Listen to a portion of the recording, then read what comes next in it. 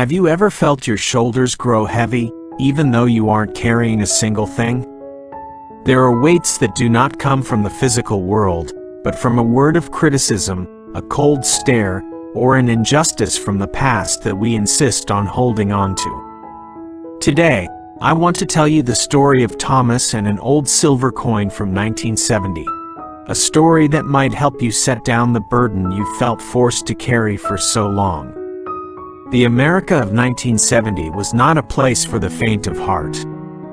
It was a decade defined by a cacophony of roaring sounds, the thunderous V8 engines of Ford Mustangs tearing down the Pennsylvania Turnpike, the rebellious spirit of rock and roll blaring from vacuum tube radios, and the simmering heat of a society changing at breakneck speed.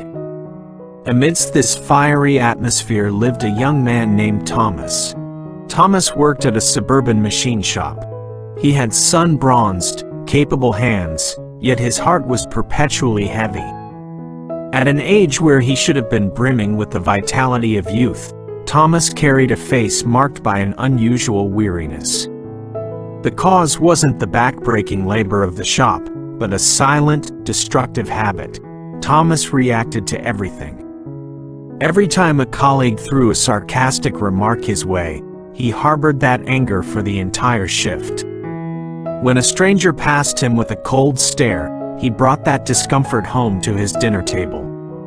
In Thomas's mind, every insult, every injustice, and every condescending look was like a stone. He quietly picked them up, tucked them into an invisible bag on his back, and carried them day after day, year after year.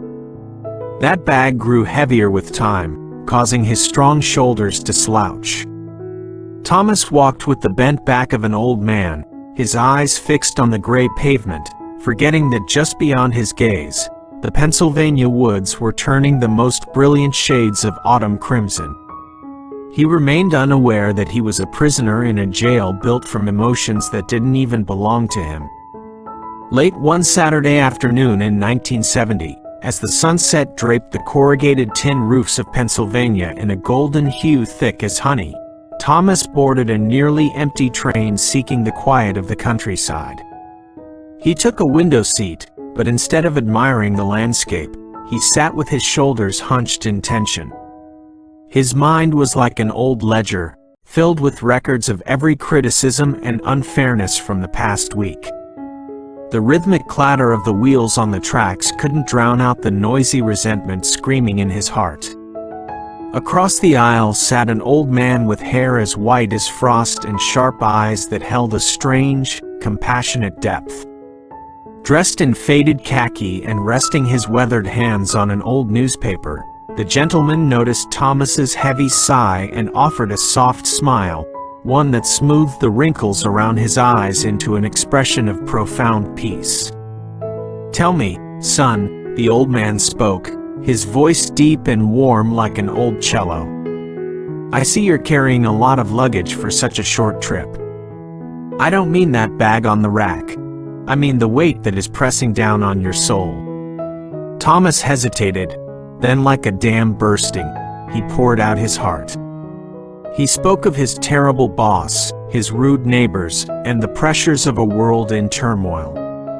The old man listened in silence, offering no judgment. When Thomas finished, the man slowly reached into his pocket and pulled out a silver coin from the pre-war era. He placed it on the wooden table between them and gave it a gentle flick. The coin fell to the floor with a sharp clink and rolled into the shadows beneath the seat.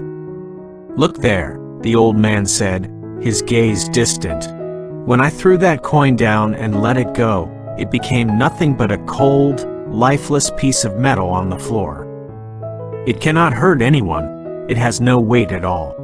But, if you were to reach down, pick it up, and clench it in your fist for the entire journey, clenching so hard that the sharp edges cut into your skin until you bled, whose fault would that pain be? Is it the fault of a senseless coin, or is it because you chose to pick it up and insist on holding it like a treasure?" The question hung in the air, mingling with the train's whistle echoing through the valley. Thomas stared at the empty space where the coin had fallen. For the first time in his life, he understood that the stones on his back hadn't been thrown there by others. He had been volunteering to pick them up all along. The old man's words struck Thomas like a bolt of lightning, shattering the emotional prison he had painstakingly built for himself. He sat in the sudden stillness, staring at the shadows where the coin remained, lifeless and harmless. A surge of clarity rushed through him.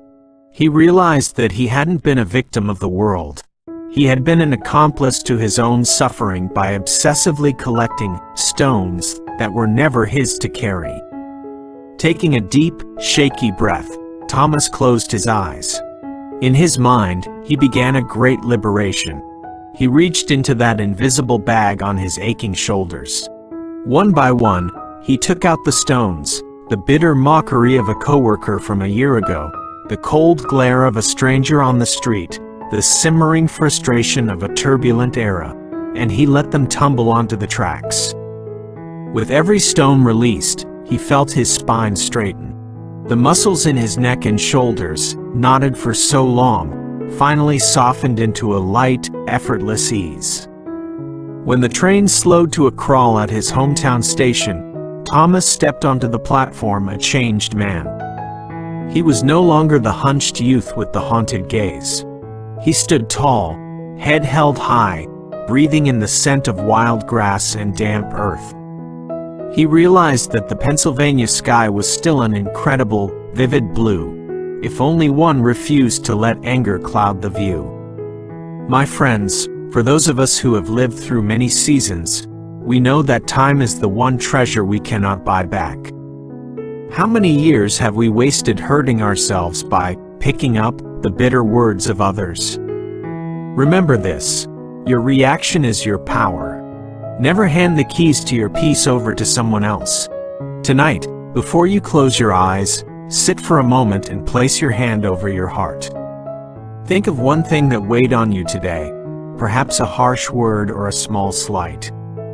Imagine it as a stone. Then, whisper to yourself, "This stone is not mine. I return it to the dust." When you let go, you lose nothing. You are simply reclaiming the freedom your heart has always deserved. I hope the story of Thomas and the silver coin has brought you a moment of quiet reflection amidst the rush of life. Life already has too many invisible stones, and sometimes, all we need is a gentle reminder to let go and stand tall.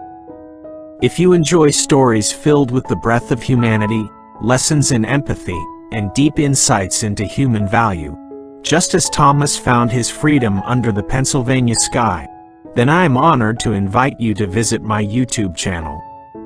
Don't let stones weigh down your journey. Visit the channel, subscribe, and join me in writing new chapters for a life of freedom and hope.